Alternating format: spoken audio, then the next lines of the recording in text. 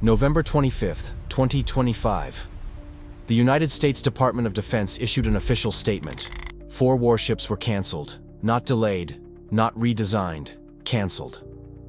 4 of the 6 Constellation-class frigates, the program that was supposed to redefine American naval power for decades to come, were eliminated in a single press release. The U.S. Navy's largest frigate program in 40 years terminated with a 3-paragraph statement. The original estimated cost was $940 million per ship. It seemed expensive for a frigate, but it was 2020, and the United States Navy had signed what looked like a smart contract. A modern, highly capable frigate, built leveraging 85% of the design already developed for the Italian FREMM frigate. Cheap, fast to produce, budget efficient. 5 years later, each ship cost $1.4 billion, and the accumulated delays had already surpassed 3 years. With 4 ships canceled, the Constellation-class program went to the grave with a total bill exceeding $13 billion. Only 2 ships survived, the USS Constellation and the USS Congress. Not exactly the fleet the Navy envisioned when it signed the contract. The reaction from the American defense community was a mix of anger, resignation, and the kind of awkward silence that happens when a failure is too massive to downplay. Senators who had championed the program for years found themselves facing an uncomfortably impossible question. How did the world's greatest naval power, with a defense budget of over $900 billion a year, fail to build 6 frigates? But that's not the most important question of November 25, 2025. The most important question is, what was happening while the U.S. Navy was burying $13 billion? Because while Washington bureaucrats were drafting cancellation memos, on the other side of the world, Russia was formalizing into official naval doctrine the role of a fleet that no American ship could ever face. Not because Russian tech's superior, not because American strategy's flawed, but because this fleet exists in a sea America literally cannot reach. As you read this, there is an enclosed lake in the heart of Eurasia, with no access to any of the world's oceans, where 500-ton corvettes, smaller than many luxury yachts, have already proven they can hit targets 1,500 kilometers away, with pinpoint accuracy, and no American ship can get there.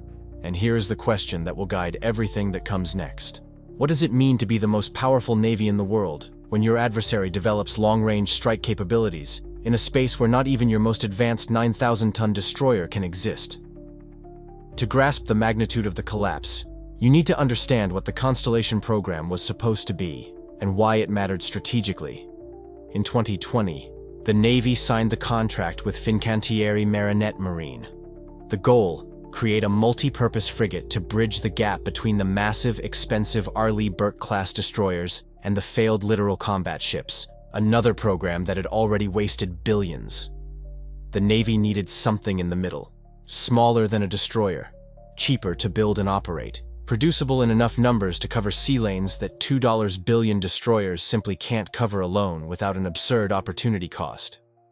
When you send an Arleigh Burke on convoy escort or maritime security patrol, it's like using a cardiovascular surgeon to apply a band-aid. It works, but it wastes an asset the world can't quickly replace. So what would be the real cost of carrying on without this intermediate frigate? Navy planners had an answer, and it was baked into every line of the contract with Fincantieri Marinette Marine. The chosen design was based on the Italian FREMM frigate, a platform already developed, already tested, already operational in multiple European navies, including Italy and France. The program's core promise was mathematically elegant: 85% design commonality with the FREMM. That meant the bulk of the most expensive engineering work, initial development, integration testing, system validations, was already completed by another navy. The U.S. Navy would only need to adapt the remaining 15% to its specific standards. NAVSEA, the Naval Sea Systems Command, the Navy's Program Management Authority, approved the concept. Congress approved the funding. The contract was signed with Fincantieri Marinette Marine, a shipyard in Marinette, Wisconsin, for an initial value of $795 million for the lead ship, the USS Constellation, with production options for the 5 subsequent ships. The goal was to have the Constellation at sea by 2026.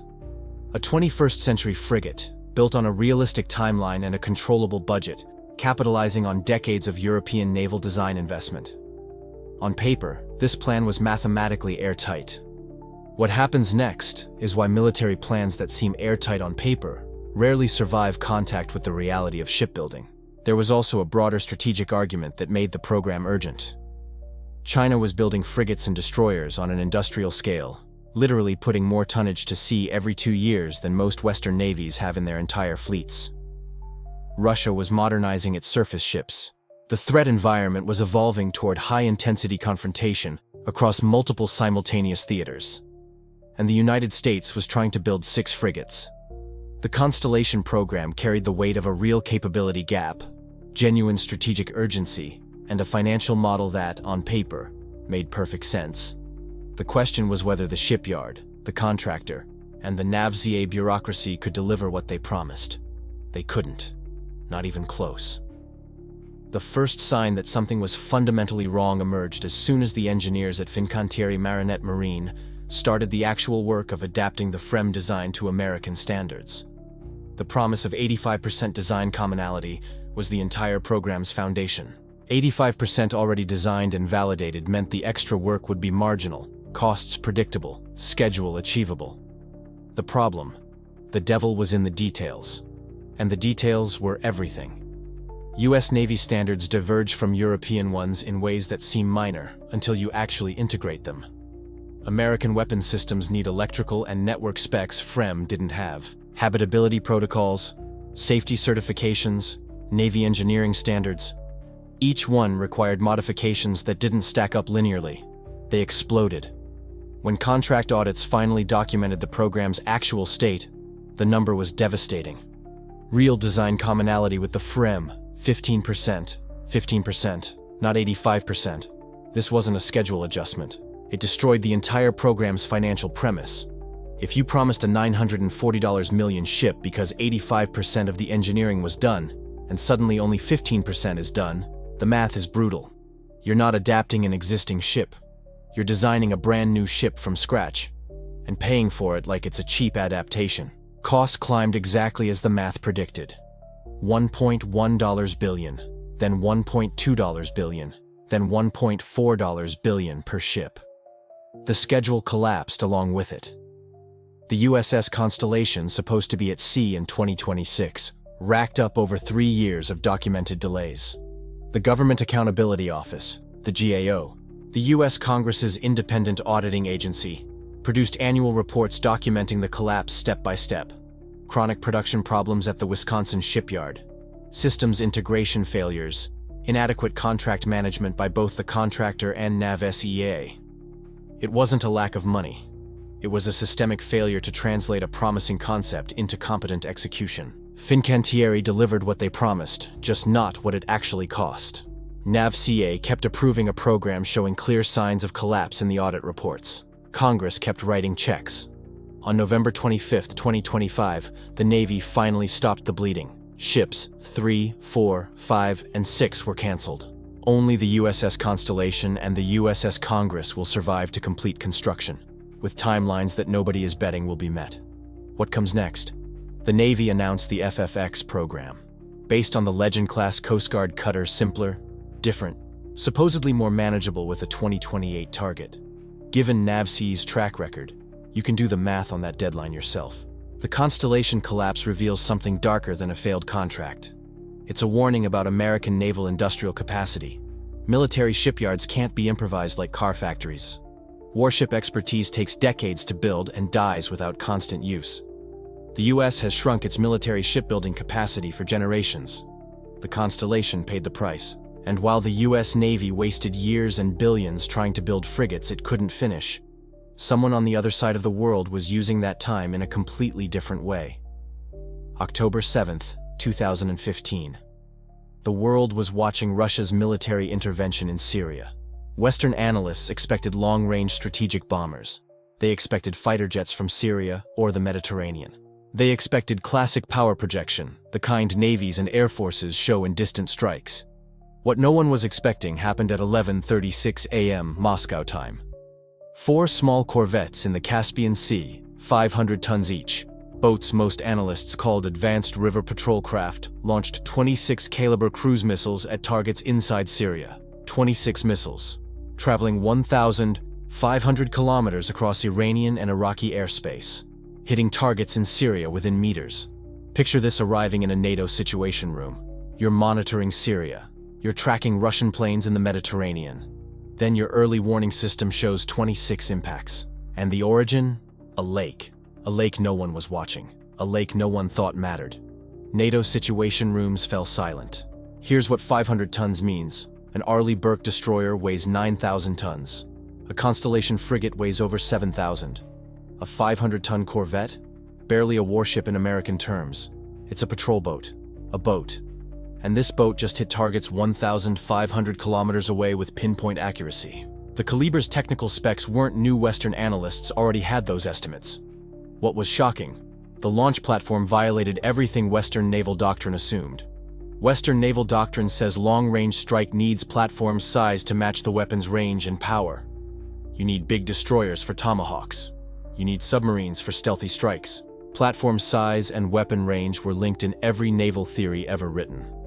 The Russians had just proven that premise wrong.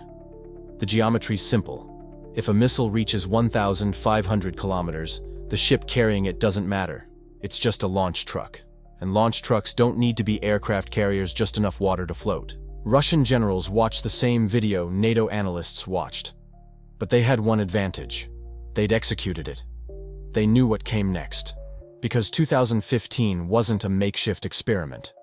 It was the public demonstration of a capability that Russia had deliberately developed to operate in a very specific environment, the Caspian Sea. And what Russia would do over the next 10 years to develop, deepen, and institutionalize that capability goes far beyond what most Western analysts imagined when they saw those images of corvettes launching missiles in October 2015. Between October 2015 and end of 2025, Russia didn't treat the Caspian strike as a one-off. They treated it as proof of concept and built an entire doctrine around it, step by step, over 10 years. In 2025, the Russian Navy formalized the Caspian Flotilla as an official long-range strike force. Based in Astrakhan, southern Russia, it had always been technically a naval unit, but treated as second-tier, isolated, irrelevant beyond the lake. Not anymore. It's not a river patrol unit. It's not low-priority regional readiness.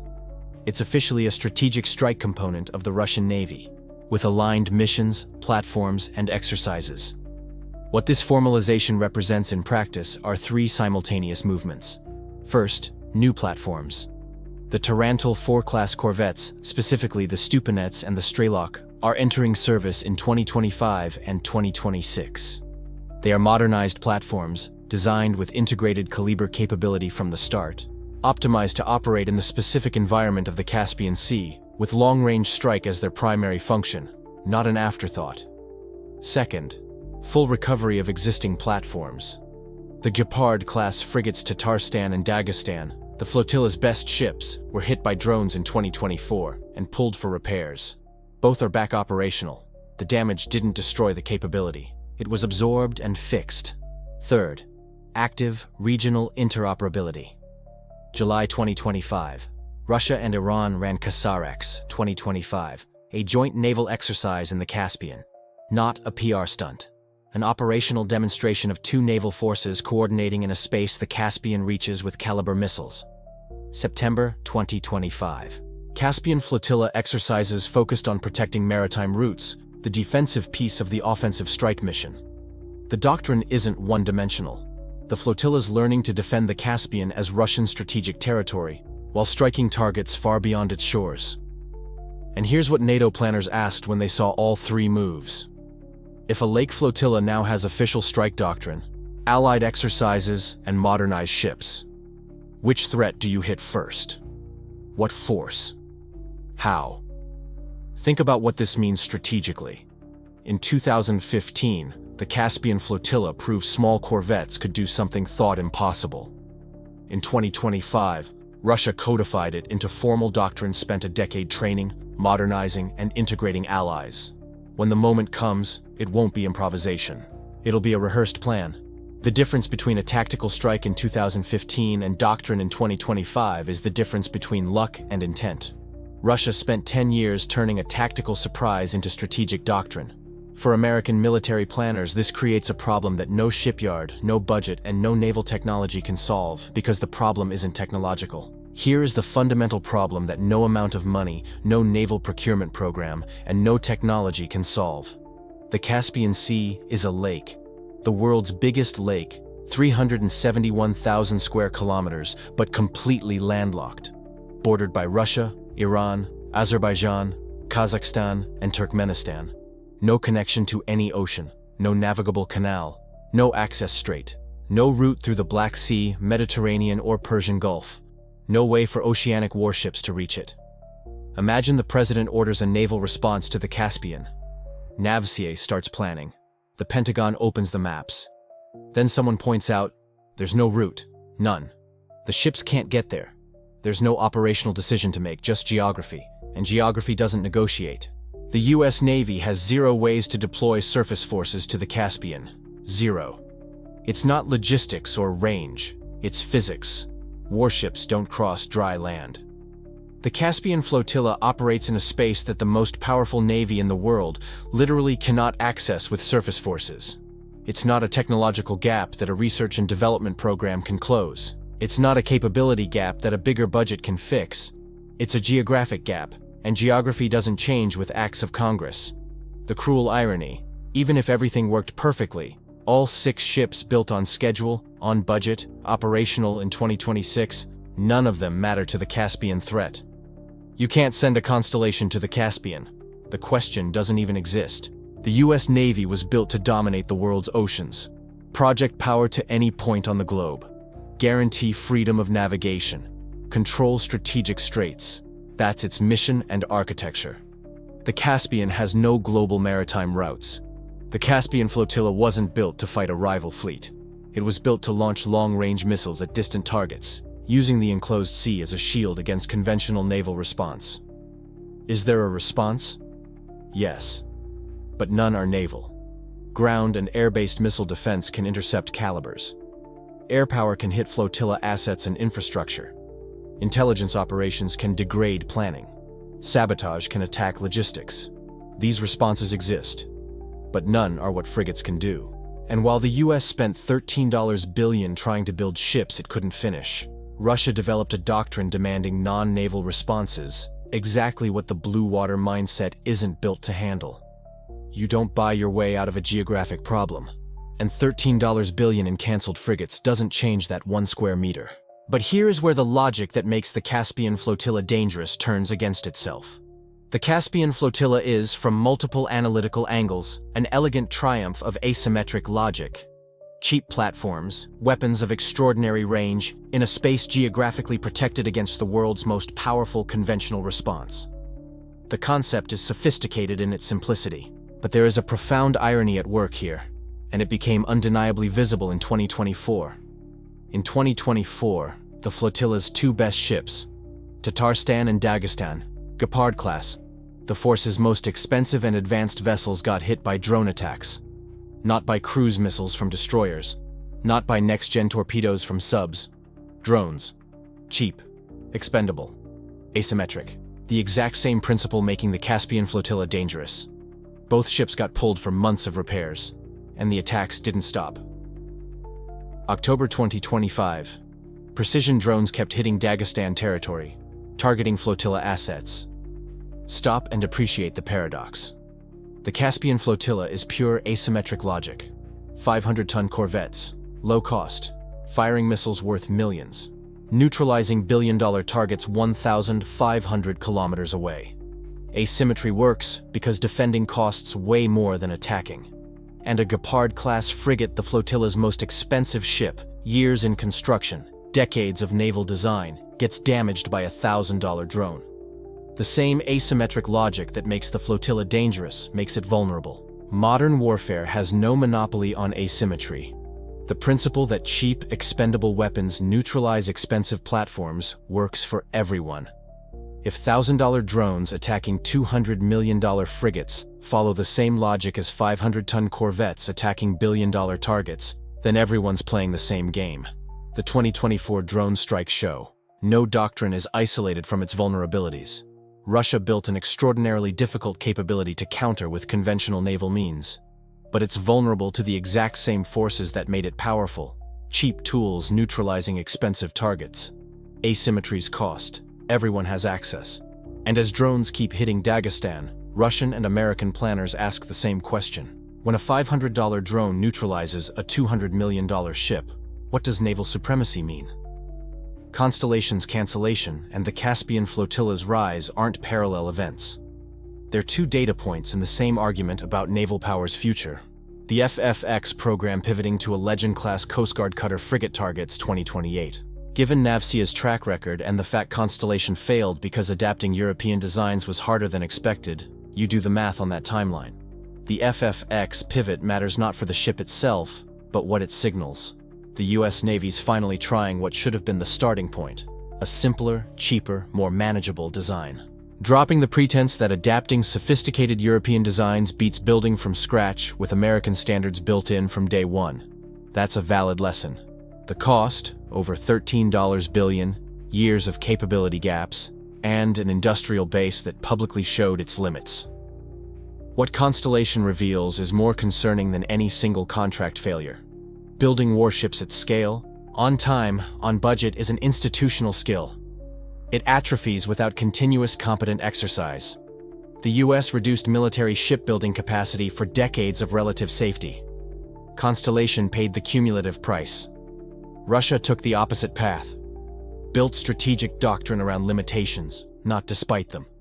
The Caspian flotilla is landlocked, surrounded by land, will never reach the world's oceans. Instead of treating this as fatal weakness, Russia treated it as strategic advantage. That geographic protection is what makes the flotilla nearly invulnerable to American naval responses. Behind the contract numbers and doctrine announcements, there's a clash between two fundamentally different views of military power in the 21st century. One bets on sophisticated, expensive complexity. Highly capable, deeply integrated ships with range and firepower justifying their cost, if that cost stays controlled. The other bets on asymmetrical simplicity. Cheap platforms with adequate range weapons in strategic positions, multiplied in numbers and doctrine until defending costs way more than operating. Neither wins in every context. American blue water dominance is real and matters across dozens of scenarios worldwide. But on November 25, 2025, when 4 frigates got scrapped in one press release while a lake flotilla got formal strategic doctrine, it was crystal clear which philosophy was winning in that theater. That day. The real question isn't the next frigate program. It's what kind of power controls what matters in the next 20 years, and whether the answer still lies in the ocean depths or in doctrines that make oceans completely irrelevant. If that got you thinking, drop a like and subscribe. We bring you this exact level of deep dive analysis every single week.